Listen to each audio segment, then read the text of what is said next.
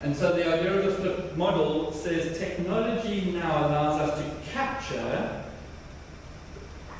experiences, videos, whatever they are, for knowledge acquisition, and class time can be used for knowledge construction and can be used powerfully. So that's the context in which a lot of my thinking has been based.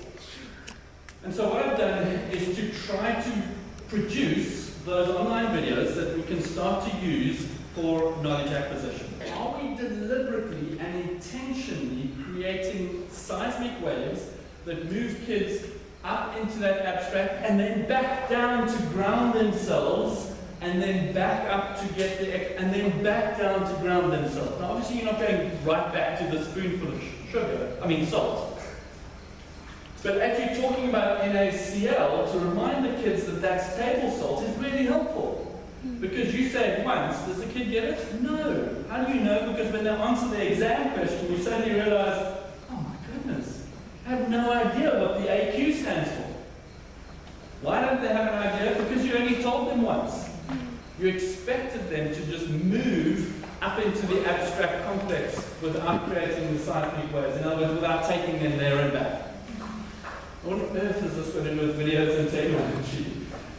What it's going to do is that the teaching dynamic, I found, when you create a video around a concept, is very different to the classroom. In the classroom, you're interacting and getting feedback. Most of our teachers are naturally doing that if they're good teachers.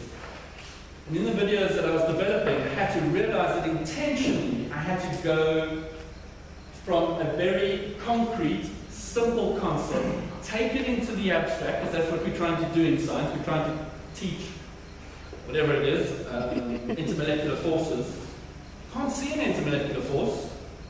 You can't see the molecules that exist between, but you have to understand that if you're going to understand surface tension and the way liquids behave, etc., etc.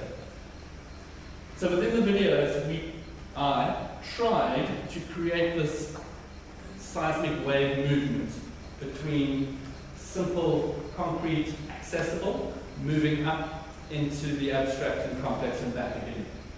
And I think that speaks a little bit into what John was saying. How we use words and the degree to which our language is a barrier to learning is crucial. If we don't understand that, then we're in trouble.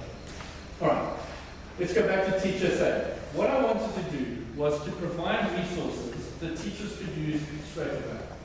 And so for me, the starting point was they needed to be discrete videos between 5 and 10 minutes long of every concept that a kid needs to know. That's a lofty goal, so I just brought it down to a single unit in physical science in grade 12, which is electrochemistry. There are 12 distinct concepts in electrochemistry, and we produced a video lesson for each of those. We produced a set of notes that are interactive, I'll show you in a moment, so that students didn't just sit passively, but had to actively engage with writing and summarizing, so that there was an activity within that learning and it wasn't entirely passive. There are techie things that one can add into videos that we're looking at, something called Happy App, which is a little app that allows you to put questions into your video. So the video stops at a certain point and asks you a question, and you have to answer it correctly before it moves on. So those kind of ideas of interaction. We then looked at a variety of different assessments that went along with it. There were exercise sheets, good old multiple choice questions, and good old proper exam questions. Because it was a matric unit, the focus is very much on a particular kind of assessment, and so that's what we used.